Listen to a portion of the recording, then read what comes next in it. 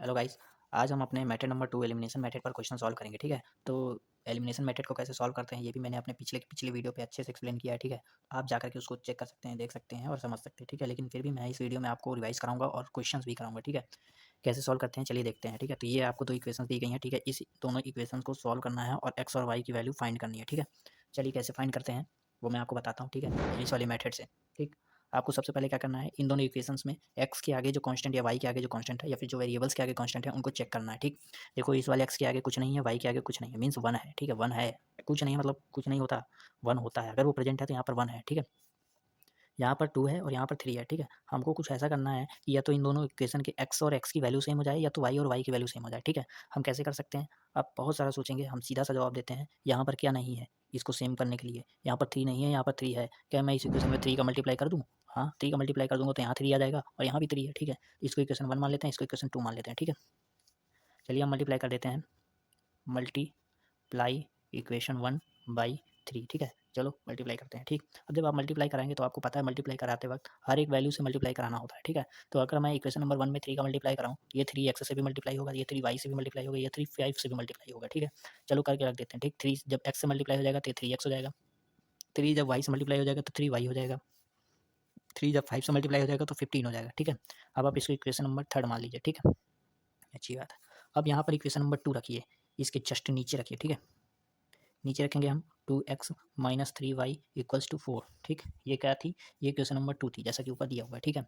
अब हम क्या करेंगे, इन दोनों इक्वेशंस को अगर आप ध्यान से देखें तो इन दोनों इक्वेशंस को जब मैं ऐड करूँगा, ठीक है, हमको अब देखो ये वाले टर्म हमारे क्या हो गए, बराबर हो गए हैं, ठीक है।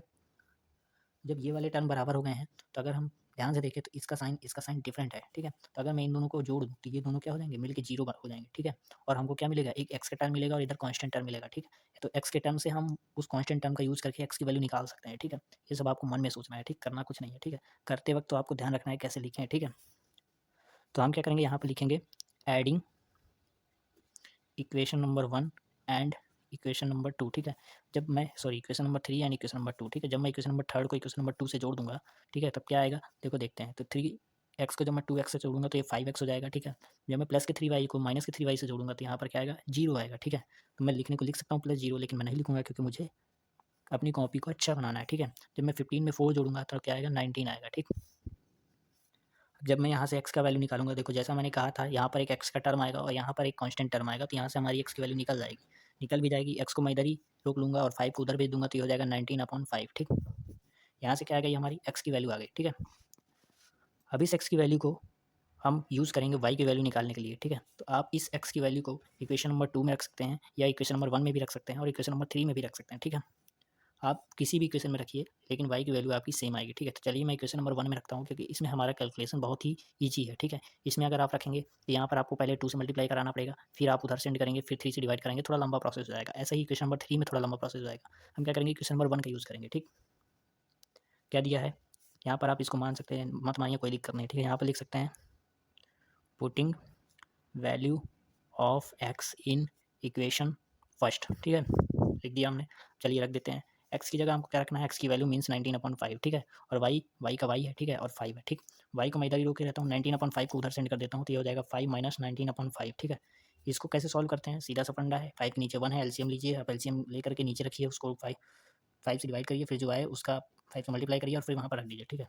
ऐसा जब मैं करूँगा तो ये हो जाएगा, नीचे एलसीएम आएगा, एलसीएम को मैं वन फाइव के नीचे डिनोमिनेटर से डिवाइड कराऊंगा तो ये फाइव ही आएगा, उसको फाइव को ऊपर मल्टीप्लाई कराऊंगा तो क्या जाएगा 25 माइनस फाइव को फाइव से डिवाइड किया वन, वन को ऊपर मल्टीप्लाई किया 19, ठीक है। यहाँ पर क्या आएगा, जब मैं इसको सॉल्व करूँगा तो 6/5, ठीक। तो वाई की वैल्यू क्या आ गई, 6/5 है, ठीक है। यहाँ से हमारा वाई की वैल्यू आ गई, एक्स की भी वैल्यू आ गई, ठीक है। और ये क्वेश्चन हमारा सॉल्व हो चुका है क्योंकि हमको एक्स और वाई की ही वैल्यू सिर्फ निकालनी थी। देखो एक नया क्वेश्चन है, आपको इन दोनों इक्वेशन को सॉल्व करना है, ठीक है। कैसी इक्वेशंस हैं, 3x minus 5y minus 4 equals to 0, 9x equals to 2y plus 7, ठीक है। ऐसी इक्वेशन है। आप कहेंगे ये कैसी इक्वेशन है, यहाँ पर हमको एक नंबर मिलता था, यहाँ पर जीरो मिल रहा है, ये नंबर यहाँ पर नहीं होता था। ऐसे ही इधर है, इसके 9x के बाद कुछ एक वेरिएबल आता था, फिर अल्फ़ाबेट कांस्टेंट आता था, यहाँ पर कुछ ऐसा नहीं है और इधर जीरो की जगह या फिर एक कांस्टेंट टर्म की जगह कुछ और दे दिया है, ठीक है। इसको कैसे सॉल्व करेंगे, सीधा सा बात है, आप इसको सॉल्व नहीं कर सकते हैं लेकिन इसको इसके जैसा बना भी तो सकते हैं। ये ऊपर वाली जो इक्वेशन मैंने दी थी आपको, इसके जैसा बना भी तो सकते हैं। देखो कैसे बनाएंगे हम बताते हैं, ठीक। कैसे करेंगे, थ्री एक्स को ऐसे ही लिखा रहने देते हैं, ठीक है। 5y को ऐसे लिखा रहने देते हैं। क्या मैं इस -4 को उधर भेजूँगा तो +4 बन जाएगा? बन जाएगा। ये देखो इसके जैसा बन गया, ठीक है, ऊपर वाली इक्वेशन जैसा, ठीक है।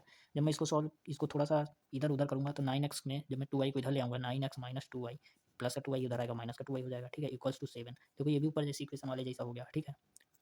अब इन दोनों इक्वेशन को कैसे सॉल्व करें? सीधा सा बात है, जो मैंने ऊपर तरीका बताया है सेम टू सेम वैसा ही लगेगा, ठीक। चलो, देखो यहाँ 9x है, यहाँ 3x है, यहाँ 2y है, यहाँ 5y है, ठीक है। अगर मैं 2y को 5y बनाना चाहूँ तो क्या करना पड़ेगा? 5/2 से मल्टीप्लाई करना पड़ेगा, ठीक है। वो फ्रैक्शन वाला टर्म आ जाएगा, थोड़ा कॉम्प्लिकेटेड हो जाएगा, ठीक। ये क्या इक्वेशन नंबर 1 है, नंबर 2 है, ठीक है। और अगर मैं 3x को 9x बना दूँ तो ये वाला ज़्यादा आसान है, ठीक है। चलो मैं इक्वेशन नंबर 1 में 3 का मल्टीप्लाई कर देता हूँ, मल्टीप्लाई इक्वेशन 1/3, ठीक है। जब मैं 3 का मल्टीप्लाई करूँगा तो इक्वेशन 1 क्या बन जाएगी? 3 3 जा 9x माइनस 5 3 जा 15y इक्वल्स टू 4 3 जा 12, ठीक है। ये क्या इक्वेशन नंबर 3 है, ठीक है। अब मैं तीनों इक्वेशन को ऊपर रख लेता हूँ क्योंकि नीचे मेरे पास जगह नहीं है, ठीक है। तो पहली इक्वेशन थी मेरी 3x minus 5y equals to 4, ये क्या थी मेरी इक्वेशन नंबर 1 थी। इक्वेशन नंबर 2 क्या थी? 9x minus 2y equals to 7, ठीक है। और इक्वेशन नंबर 3 क्या थी?